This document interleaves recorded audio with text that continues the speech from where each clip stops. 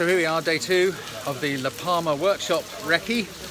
We're in Santo Domingo, on the north of the island. We are not having the best of luck, as you can probably see and hear. It is slinging it down with rain, with a 100% chance of rain for the rest of the day. It's now about 3:30 in the afternoon. To be honest, it hasn't been that kind to us. When we arrived at our hotel last night, we stood out the back and there was a gorgeous bit of sunset going on and we were getting all excited. We got up very early this morning. We were up and on the road shortly after 6 o'clock, hiked up the side of the caldera, and that was one hell of a hike. But again, it was all clouded in. It wasn't that great. For the amount of effort put in for the shot, it really didn't work.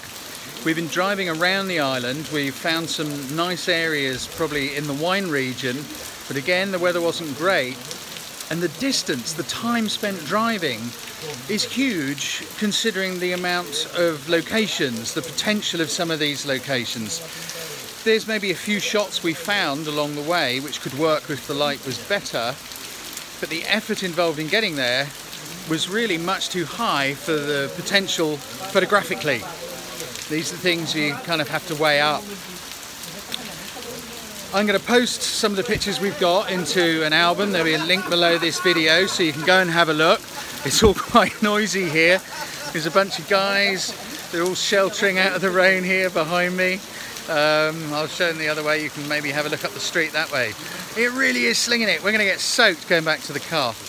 But please have a look, because there's a handful of pictures. They're in the gallery link below this video. You can have a little look, you can see where we've been. Right now the gut feeling is I'm not so sure that La Palma is going to pan out as a workshop location. It's a small island, but the roads zigzag like crazy up and down the sides of the volcanoes. It takes ages and ages and ages to get from one place to the other, and thus far we're not finding the locations are yielding much more than 1 or 2 shots.